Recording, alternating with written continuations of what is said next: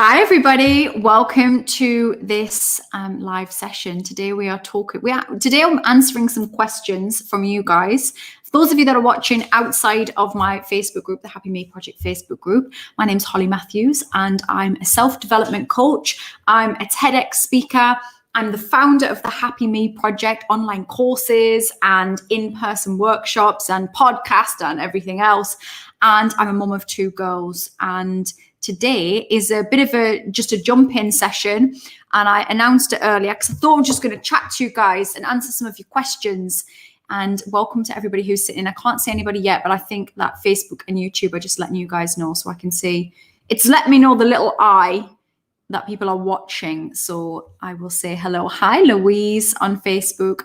I won't be able to see everybody that's on Facebook unless you give StreamYard permission. So I'll see some of your names and then not others, but I do see your comments. So that's good. And I'm going to answer some of the questions that I had in my Facebook group, the Happy Me Project Facebook. If you're watching this outside of that group, then you're welcome to join the group as well. So please feel free to do so. Facebook/group/the Happy Me Project.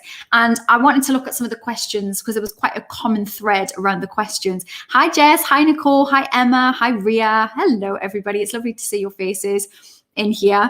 And it's a late one. And the reason it's a late one, because I don't get to do these very often, is that my kids are at their nan's. I'm child free. And so I actually have some time in the evening. Hi, Kat. It's lovely to see so many faces on this evening. Hi, Jane. Hi, Mia Grace. Lovely to see everybody. So I'm going to go through some of the questions, but I also want to keep it fairly open to you guys as well. As with all of my live sessions, we never know where I'm going to go because I'm going to go off on a tangent and we could end up anywhere. I mean, that's the exciting thing. Hi, Susan. So I'm going to start with one of the interesting things I found about the questions and the topics that people brought up. And I can see somebody on Facebook saying hello, but I can't see who you are, but hi. One of the interesting things about the questions that and the comments and the sort of thoughts about what I should talk about tonight was that there was a common thread between them, although there was different things in there. Hi, Erica.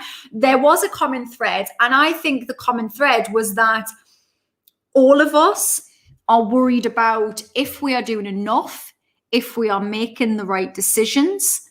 We're constantly having to be introspective. Hi, Tom. And having to think about, am I doing the right thing? There's all this stuff going on in the big wide world. And am I utilizing my time properly and effectively? And why am I so blooming exhausted? And on the days and weeks when I do little, feeling then guilty about that because, should I be being more productive? And I definitely felt that the comments that came up in the Facebook page were similar in that way. And I'm sure that there's lots of people. Hi, the person that's saying hi on Facebook. I can't see who it is, but hi. So I thought we'd look at them all, but I think there's definitely some overlap on them. So the first comment was from Nicole, and Nicole's focus was on making decisions. And there was somebody else as well. Have I written that down? Somebody else also said, I didn't write it down. Somebody else also mentioned that I think it was Tanya, mentioned they were also in a space where it was decision-making time, head over heart, and, which way do you go? And I'm sure we are all faced with this. Hi, Zoe Sugg fan on YouTube. Oh, it's fabulous. It's Ellie. Sorry, I didn't read your comment before I saw that. Hi, Ellie from Instagram. So let's look at decision making. Does anybody else struggle to make a decision? Are you a person that deliberates over every little thing and wonders, if I make this decision, is this going to take me down this path? And then I'm never going to be able to get back and all of this stuff, because I'm sure there'll be some of you that feel the same with that as well. So let me know in the comments. When it comes to decision making, I'm actually a person who's quite comfortable making quick decisions. And that sometimes can be rash. So that's not always a good thing. But yeah, Mia Grace is like, yes, I struggle to make decisions.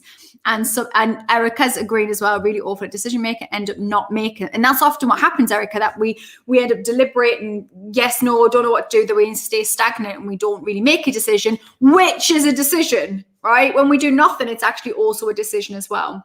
So my thoughts are this, and I actually saw this on a good explanation to this on a Mel Robbins video that I watched a while ago. And she was talking about a similar thing about head over heart.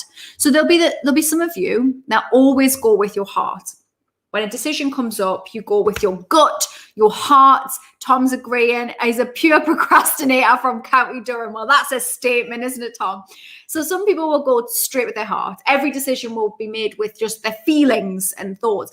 Other people, some of you are really logical, and you'll be weighing up all the options. You go, if I do this, and financially, what will this mean? And how will everybody else outside respond? And, well, does that make sense in terms of my work? Whatever the decision is, right? And you'll be very logical type of people. And both of those positions, I think, are perfectly valid. In my opinion, and this is just my opinion, when it comes to the big decisions that we have to make in life, I think it's super important that we tune into ourselves and we ask the question, is this decision that I'm making, if I take this route or I take this route, is it in the long term? We're not always talking short term, because in the short term, when we have to make big decisions, they might tear our world up for a minute. They might. When we have to leave a spouse, or we have to leave a job, or we have to have an awkward conversation or really difficult conversation, it might in the short term really affect our current situation, and it might not feel very nice, hence the reason you maybe don't want to make the decision, right? But I think that we have to tune into ourselves, and for the majority of our decision making, go with where's the pull. And I guess this is a heart thing, right? If I make this decision and I go this way, is this going to expand my life? If once the dust has settled and the noise and the chaos of the short term has settled, is this going to make me feel better? Is this going to help me to expand my life? Is my life going to be more full? Am I going to feel freer? Is it going to take me there? Or the flip side of that, is it going to shrink me if I make this decision? Am I going to feel that my voice isn't heard?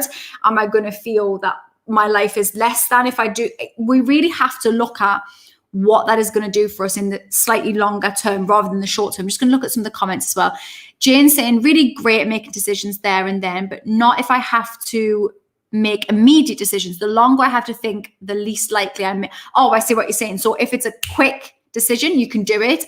But the more time, because we'll overthink it. And I actually think what happens then is we go into the logical side of things. And of course, there's definitely a place for logic. I don't want you to just make rash decisions, but often when we tune in with ourselves, our heart actually is fairly logical.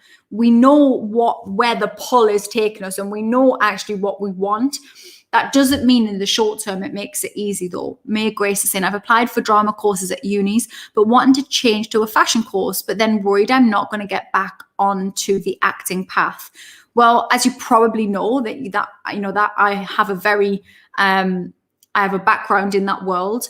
And one of the things with wanting to go into acting and all of that, I believe, is that we get very one-track minded on that course of action. And we think that if we don't super hyper focus on that, we'll never have anything and we'll never be an actor, or we'll never go into that space.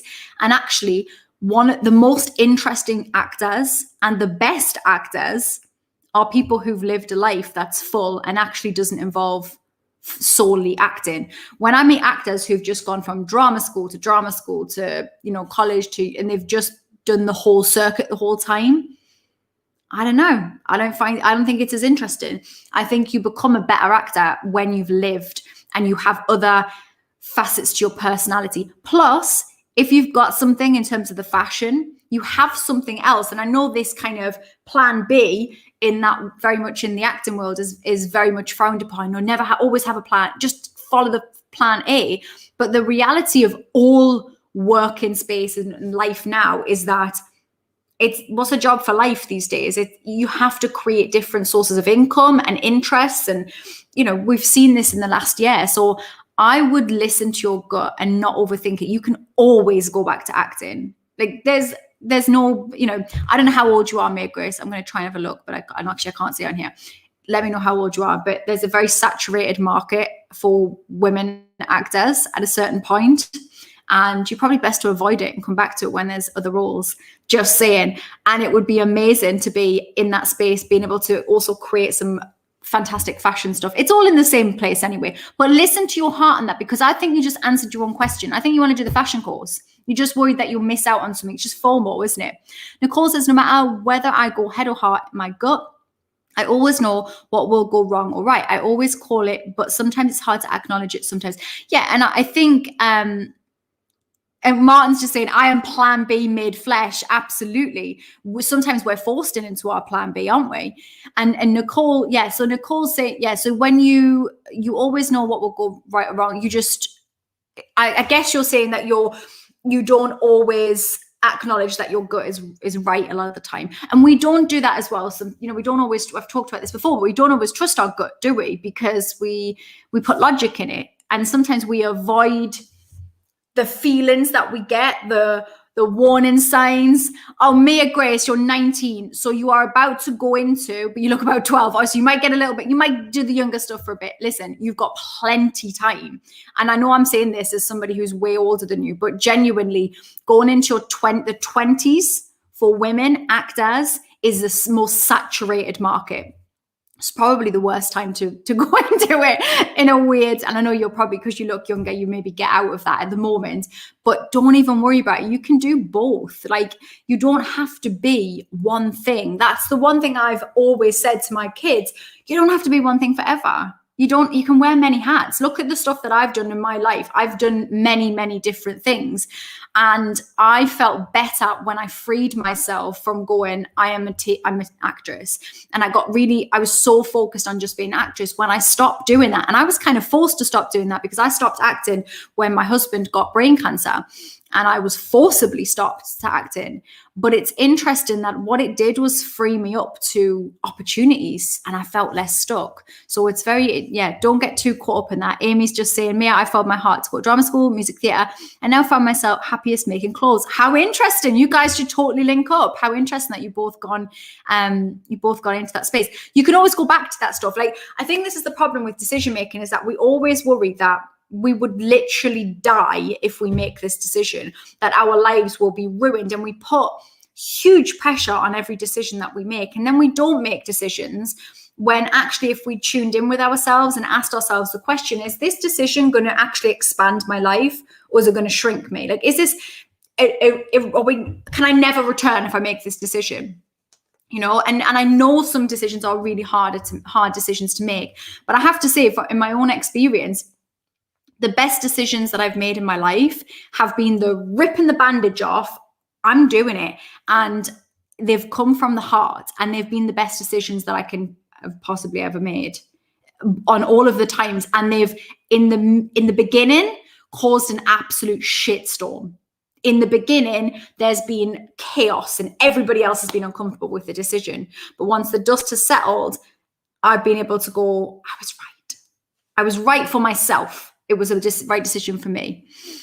So that is just, so that was something that I was thinking. And just, we have to start living our truth more, right? That sounds like such a wanky self-development type thing to say, but we have to stop avoiding what we know to be true and then logicalizing it and going, no, but if I do it this way, is it really the right time to do this now in global pandemic? And people like me don't, and we put all these limits and beliefs on it, and we're not speaking our fucking truth. We're not being honest with ourselves and going, but this is what I want. I'm going to use your example, Mia Grace, but even if this is not your decision in the end, if you're sat there going, actually, all I've done all my life is train to be an actor, and I thought that's all I wanted, and then I've actually found this really interesting thing in fashion, and I'm so interested in it, but I'm on the fence, just fucking go and try. Like, I remember years when I was growing up, my dad used to say, dip your toe in the water and just see what happens. Just see what happens. It can take you down an amazing route. And certainly in your case, Mia Grace, it's all experience. But I really would put this on anybody. It is all experience. Life is a big bloody game. And the last year and a bit has really proved that. Like, none of it really makes sense. We've just got to head towards joy. And if something feels good in this moment, then we have to start going with that more and trust in ourselves more. We don't trust ourselves. We don't trust ourselves enough when actually your gut knows. Even if you want to kind of deny it, and I think that's what Nicole was saying at the beginning, even if you kind of want to go, yeah, but they're a really good person and I should stay with them, because sometimes they're all right. I'm talking relationships here. Sometimes they're really nice and we used to be good together, but your gut is saying this relationship is not good. I feel undervalued and it's not, and I don't feel good. And all the red flags are going off. That's, you got to listen to that. You've got to listen to that. When we avoid those awkward conversations and we avoid making those decisions, regret is a horrible thing.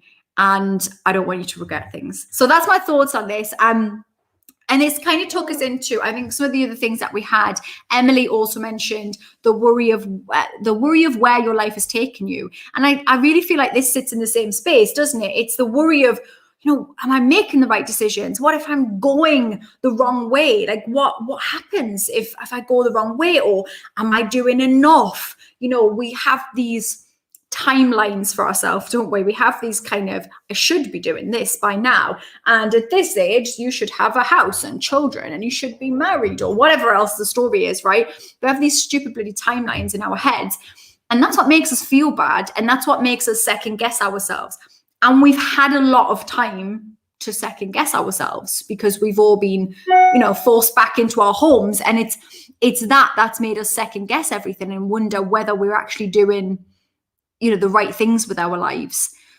We can't possibly know that, is the truth. We've always got to go back to, what are the values that we have in our life? What are the things that are really important to us? And that's different to all of us, right? Some of us, you really value your health and nature. Some of you, you really value growth and you love education. And that's where you need that in your life. You need that growth and that development. For some of you, it's all about family and home and keeping a nice home and maybe the way you look. I don't know, right? But we all have different values. And the only way for us to really be happy is for us to keep ticking off and making sure that we've got the values in our life. We've got the ingredients in our life that make us feel happy. And hi, Stephen, welcome on YouTube there. And that is what, once we've got those values, we're ticking the value box there and we're making sure that we're getting enough of that in our lives. We're quenching that thirst of those values. We will feel happier. And it really doesn't matter where that comes from. And that will change as we go through our lives. It won't stay the same. When we're 18 or whatever, 16, 17, 18, really young, when we're really young, we will think a certain way. If I look back to me at 17, I'm a completely different person. My values are completely different, should I say. What I'm searching for, what I want in my life, what I want my life to look like. And truthfully, if my 17-year-old self could see me now, she'd probably be confused at lots of the stuff that I'm doing. And it wouldn't be sitting in the same values. We don't have to stay stuck in a decision that we made 10 years ago, 5 years ago, even before the bloody pandemic, because it's made us think and reassess what we want. And that's okay. We need to stop being hard on ourselves, I think, for that. Just looking at some of the comments here as well. Martin saying, best advice I've heard, you can't write a great novel until you've gone to Mexico with the wrong person. That's so true. Our best experiences and lessons come from the shitstorms. Our best lessons. We learn who we are when things go wrong. We learn whether, who we will be in a crisis, in stuff that's harder. I bet that many of you during this pandemic time have learned a lot about yourself, whether you can cope with things, whether you can't, the fact that you're in my community tells me that at some point things have been a bit tough. So we don't talk about self-development because our life is absolutely hunky-dory, lovely, everything's easy breezy. We don't, right? You don't start working in self-development because things were easy, because you start doing this stuff because you're trying to work through something and feel good. And that's what you're trying to do. And so all of us will experience all of these things, but we can all take stuff from that and be better because of it. The fact that you guys are here tells me that you are people with a growth mindset. You're the kind of people who want to understand yourself more. And we just have to become detectives of our own minds. And we have to go, okay, that's interesting. I was so triggered by that. What does that mean about me? How can I be kinder to myself? How can I understand why I'm not doing the things that I want to do, That's it. How can I understand why I'm not doing it? What the fuck, I want this. Why am I not walking towards it? And we have to learn how to do that. And the fact that you're here tells me that you want that as well. And Nicole says, what you just said about relationships has just struck a major chord with me right now. Okay, that's interesting. Relationships are, they're so challenging, aren't they? Whatever relationships they are, whether it's loving, partner relationships, whether it's sexual relationships, whether it's bonds with family or friends or our children, they're always going to be challenging. When it comes to, a loving partner relationship, you have to listen to your gut and you have to listen to your heart when it comes to that. Personally, I believe so. And that doesn't mean always throwing in the towel because you've had one argument. But it also does mean recognizing when you're no longer in the same space as that person. And I think that's a sad thing, but I think it's sadder to ignore it for years and then two people be unhappy in each other's company when they could have been happier with somebody else. Like, I've always been a believer in that. And it's tough, isn't it? Because it's all, it's hard, all of that stuff. In fact, I just saw something before I came on this with a friend of mine who has just had a relationship breakup, and it was a shock. I was shocked that it had happened, but that's the nature, isn't it, of all of this stuff. Just having a look at the comments in case I've missed any. So what were the other questions? Roz and Martin, who's in here as well, I don't know if Roz is in here, we're talking about feeling tired and exhausted, and Martin mentioned having a foggy brain. And Daniel's just saying when you also feel you're no longer wanted yet, and that can happen in relationships too, and that doesn't feel good, does it? And Martin was saying lack of focus, and Roz was mentioned tired and exhausted, and sometimes that can be the lack of focus, and I very much understand this.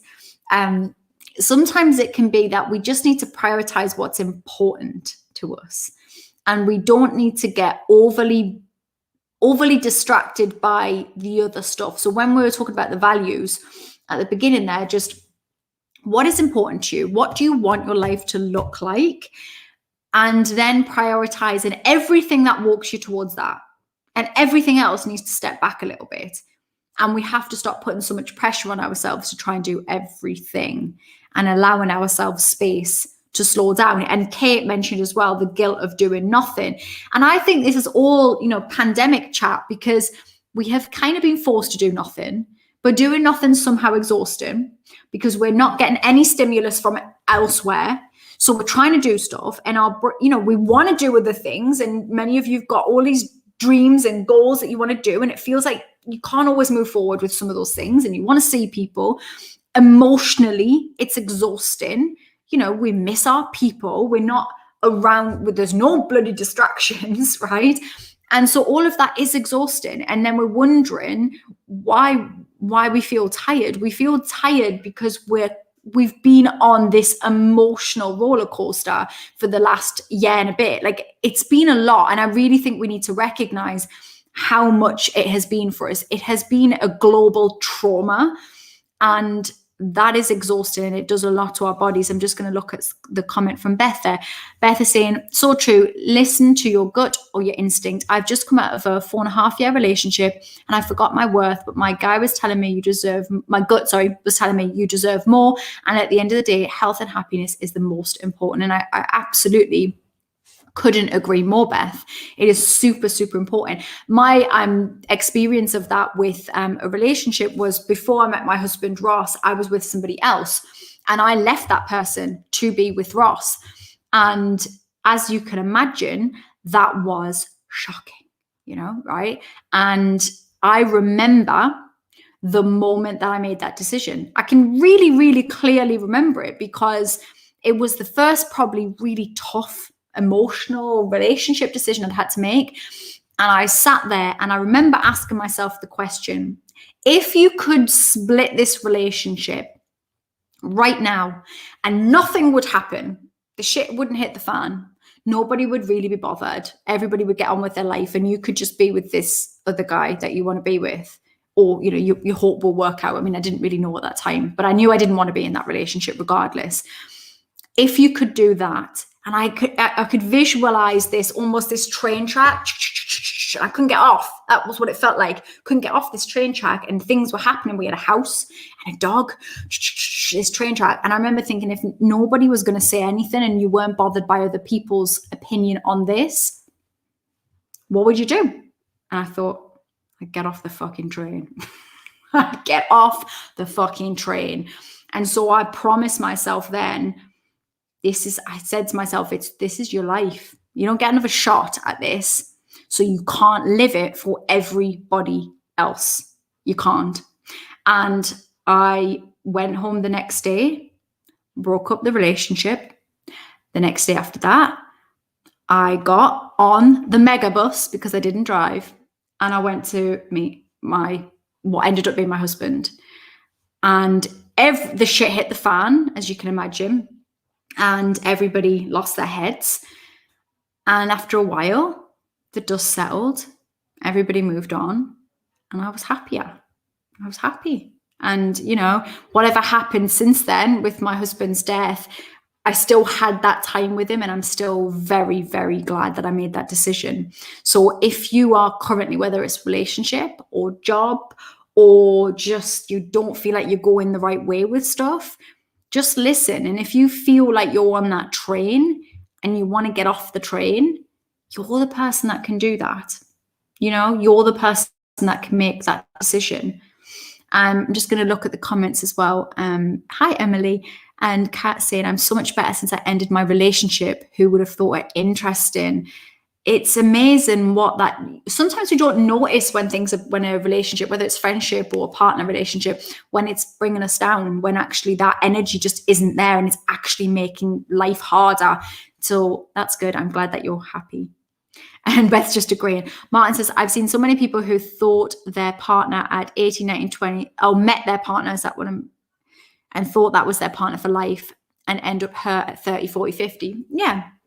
We don't always... I always think it's really wonderful when people get to stay with a partner for many, many years.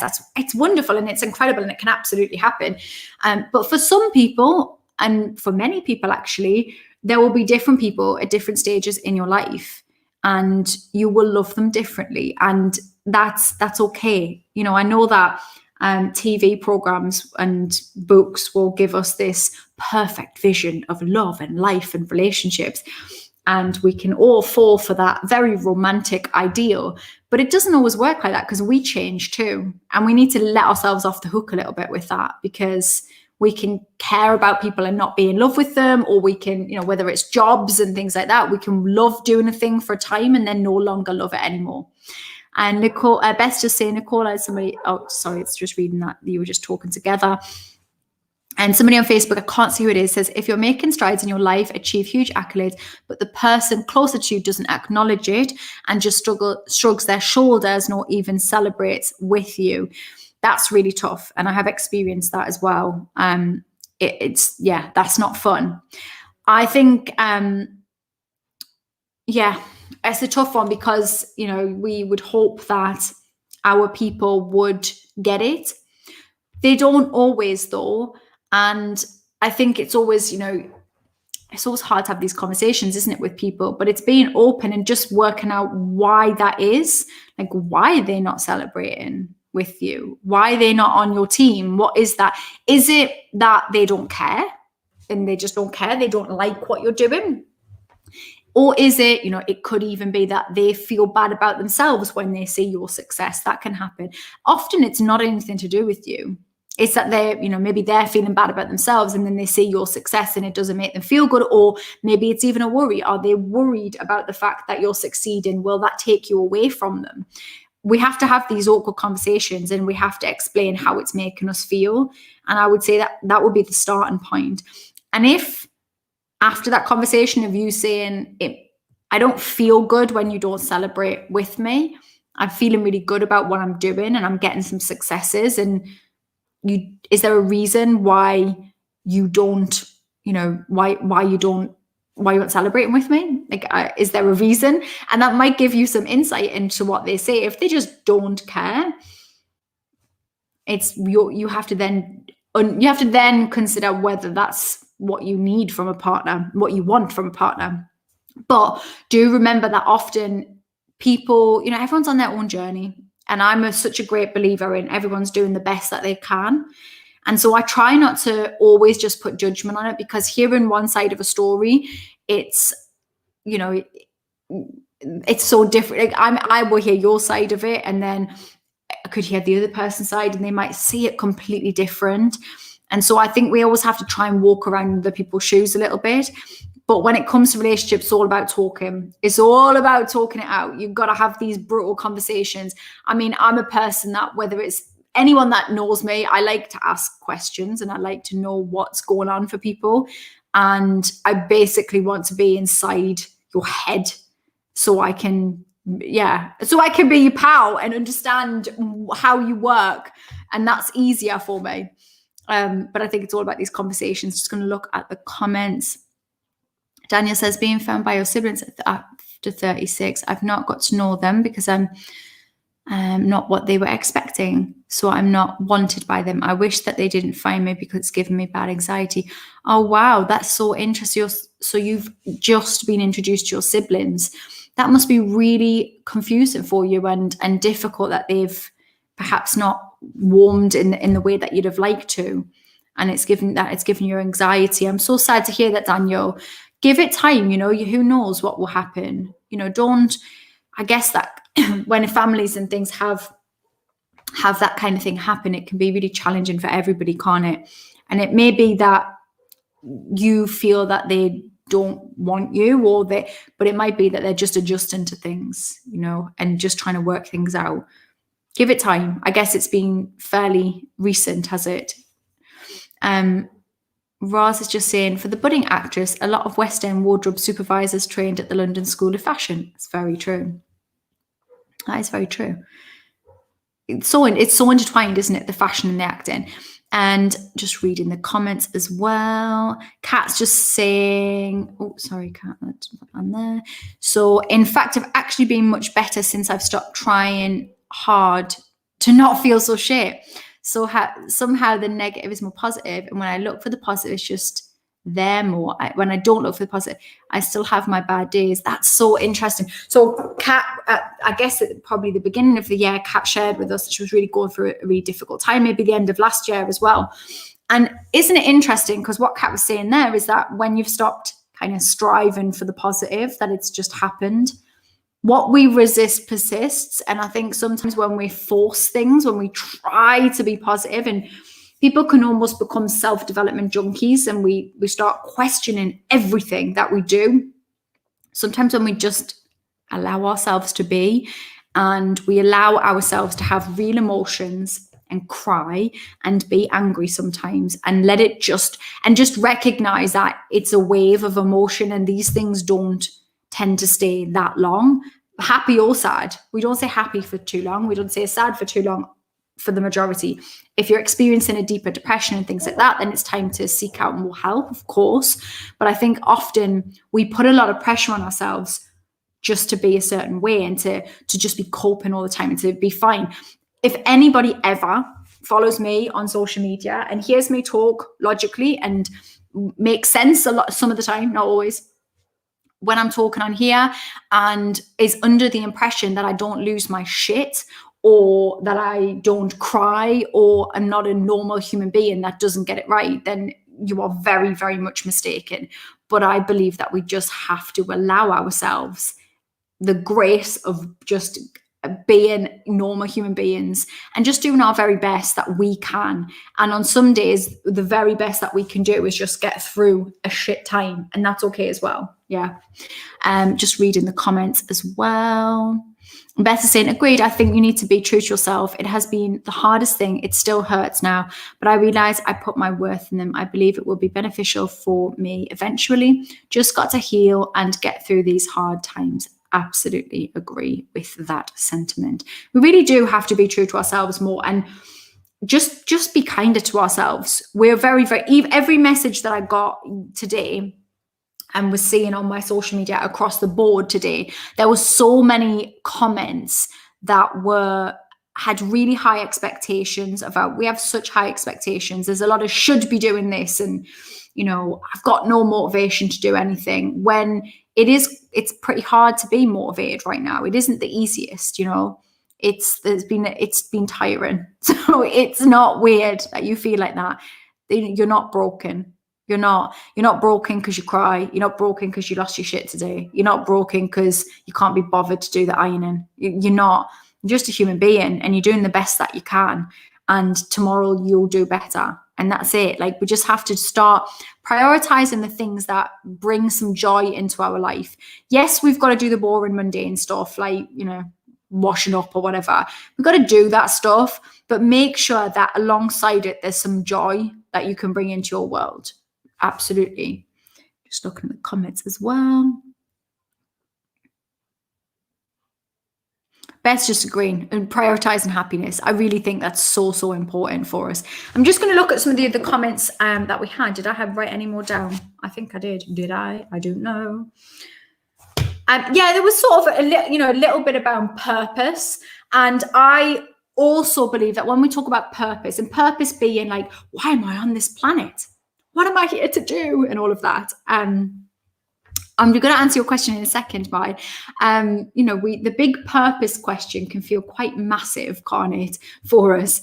Why am I on this planet? That just seems massive. What is my why? What is my driver? I think it comes down to our values largely, and finding purpose, even if it's small things that head us towards joy. I worry that when we expect ourselves to that's just tried to take me off there. My daughter's trying to ring me, so I might have to. Why is she still up? For Christ's sake. And Martin's asking me, where do you find joy, Holly? So I find joy in quite simple things. I find joy in being outside. I find joy in sunsets, and I'm a sky geek. I really like skies. I find joy in reading. I find joy in being around people who I can have stimulating and interesting conversations with.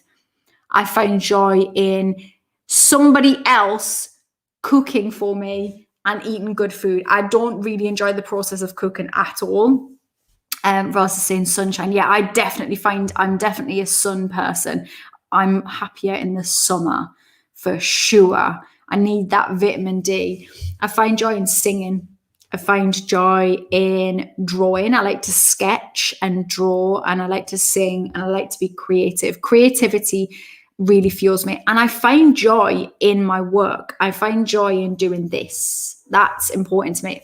And that feels purposeful to me. So when we talk about purpose, that feels like there's a point to it, because when I'm able to help you guys, that's important to me, that I take my experiences that have been at times extremely difficult and go, okay, I can use this and I can help other people to walk through that path and walk through their pain. And that feels good to me. That brings me joy.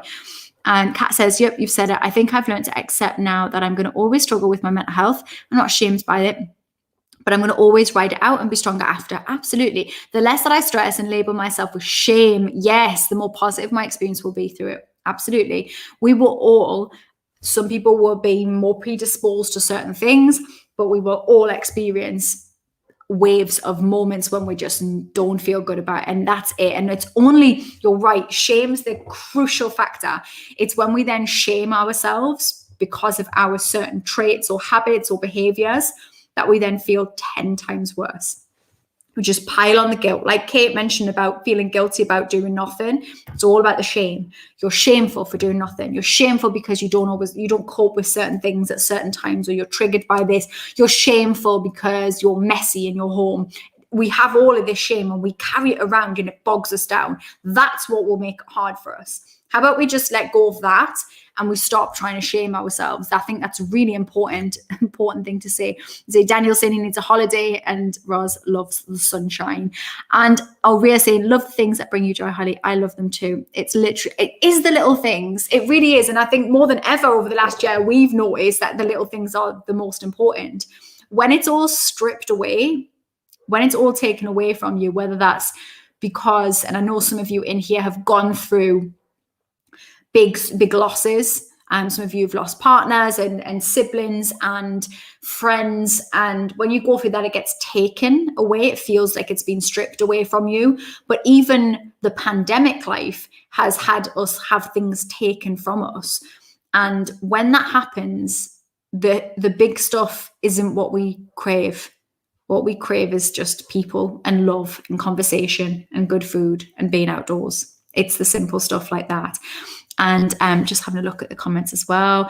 Amy's just saying, need to learn to let go. It's all a practice, Amy. It really is.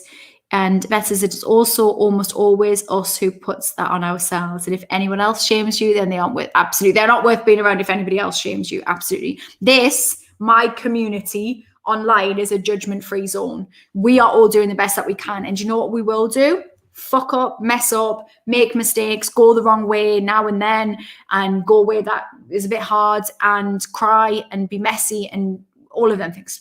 We're judgment free in here because we're not going to put that on ourselves. We've always got the ability to come back from stuff. Kat saying, and while I'm sharing it and feeling, I'm a 2.5 month self-harm free. Yes, 2.5 months is amazing, Kat. Well done, you. Well done you. I love that. I'm so glad. You're too important. You're too important in this world.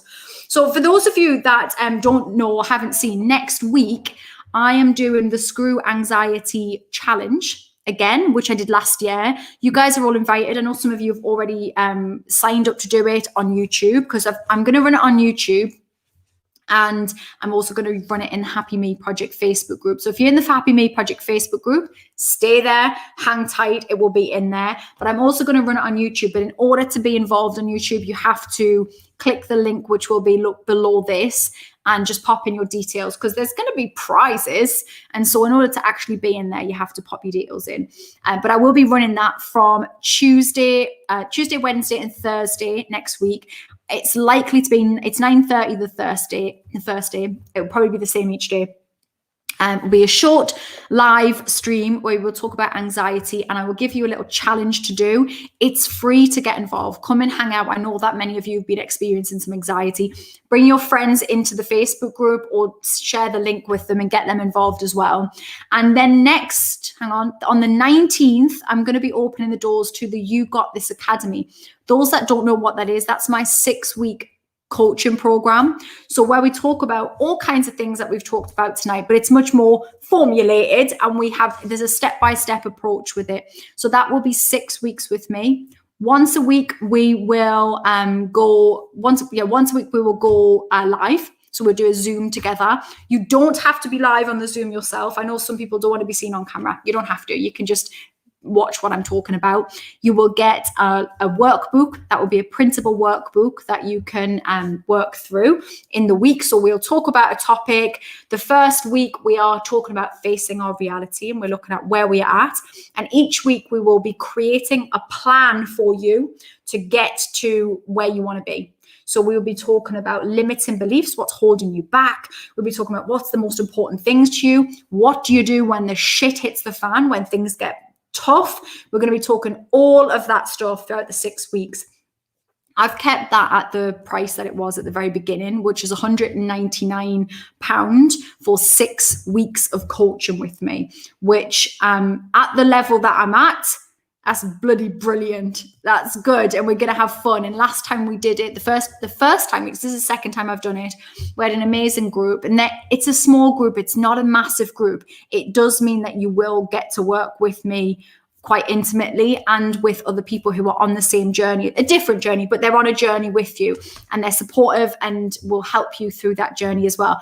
Plus, I have some amazing guest speakers who are going to come in and work with you as well. So let me just work out everything that I've got. I've got somebody who's going to talk about financial well-being with you, which is not my bag. So that's money mindset and financial stuff. I know that some of you do struggle with that kind of stuff. We're going to have somebody who's going to be doing a session on sleep and a meditation. We've got a yoga person coming in who's going to do a yoga session for you. And what else? We've got somebody who's going to talk about simple living and decluttering your mind and your space. I feel like there's somebody else. Who have I missed out? Have I missed somebody out? Possibly. Maybe they're not confirmed yet, and that's why I can't remember.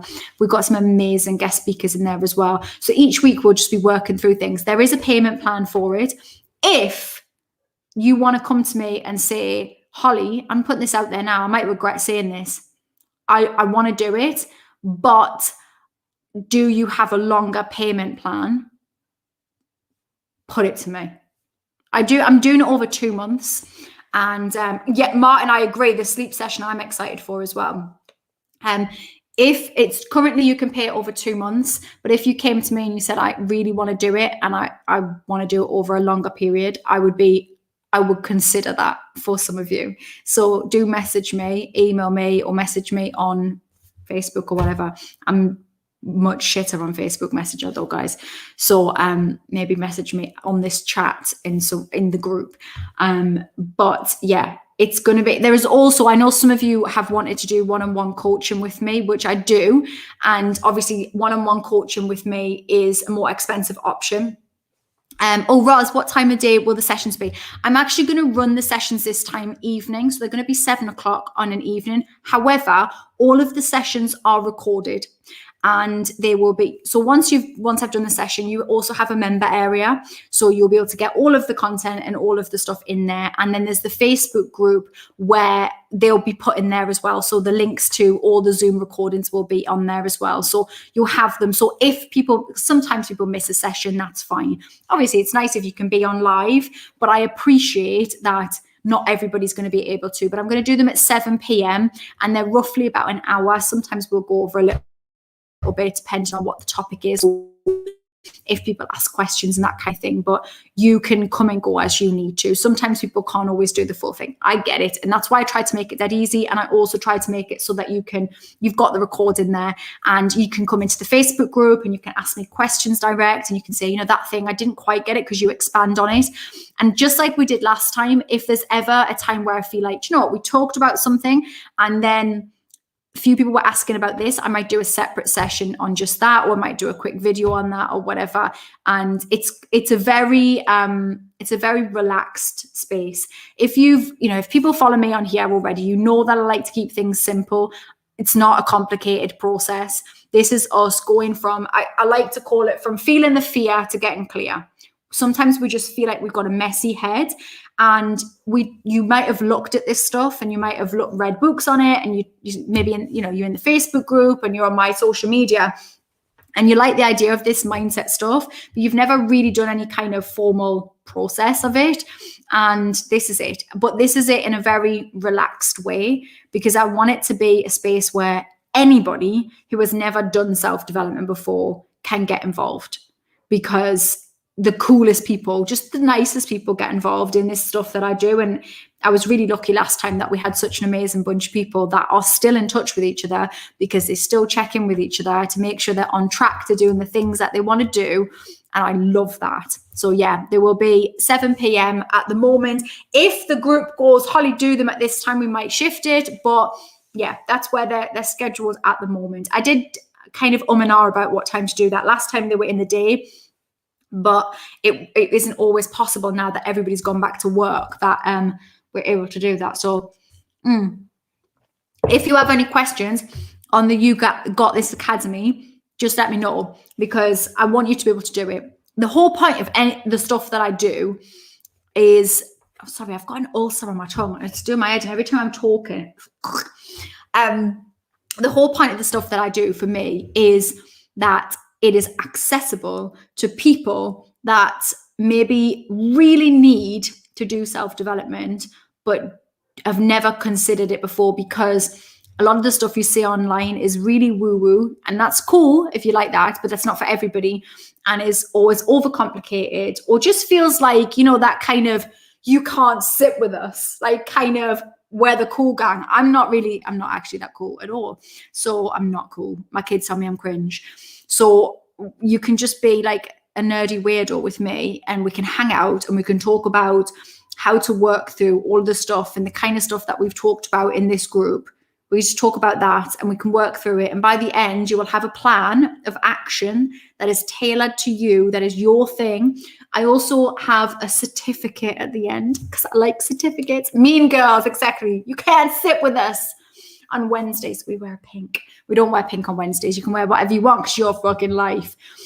So there's that. What else am I doing? Also, I am going to send you out something in the post, because I want you to have something in the post. So you will be getting something from me, because I just feel like we need something tangible, a bit touchy feel, something. We just need something.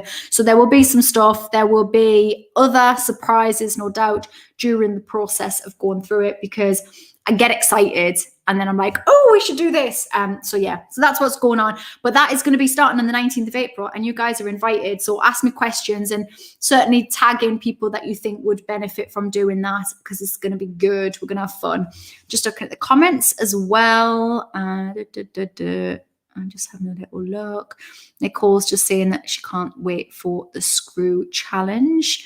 And Nicole is at day 3 of no self-harm. Well done, Nicole. You've got to start somewhere, right? And then you can be just like Kat. And Kat's saying, well done for starting back. Relapsing is shit, but lets you know you're resilient and persistent to start over. Absolutely. And that's the key, right? As we said from the beginning of this whole session, we won't always get it right. And sometimes we go into spaces where they're quite destructive, because we're humans.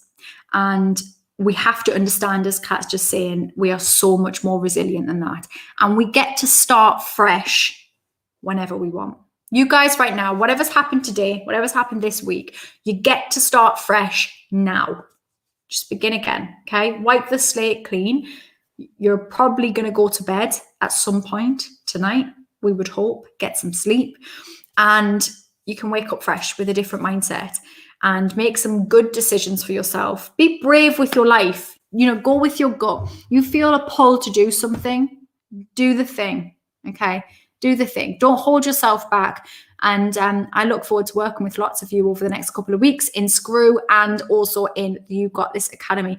I'm going to jump off now and see why my daughter is still awake at her nan's house, and try and get myself to sleep. So have a lovely evening. Actually, I'm on tomorrow. I will drop a link in here, but I'm doing a session on Fixers, which is a charity. I don't know what they actually... I do kind of know what they do, but I don't want to say it because I'll probably get it wrong in what they do. I don't think I'll explain it correctly. But a friend of mine, Shannon, is running their Facebook page for the next week. So tomorrow at 4 p.m, I'm going to be chatting to her about positive mindset. And we will also likely touch upon eating disorders, because Shannon has gone through an eating disorder, still goes through the eating disorder. And obviously we've had the really sad news of Nikki Graham today, which is devastatingly sad. So we'll be talking about it all at 4 p.m. tomorrow, and I will drop a link in. So I will speak to you all. Hi, Holly. And I will speak to you all very, very soon. I'm just reading the comments in case I've missed anything. No, I haven't. I will see you tomorrow if I don't see you. And then I will see you probably Monday. I don't know. I'll see you all week. I'm going to see you a lot over the next few days. Have a great evening, guys. And I'll speak to you all soon. Peace out.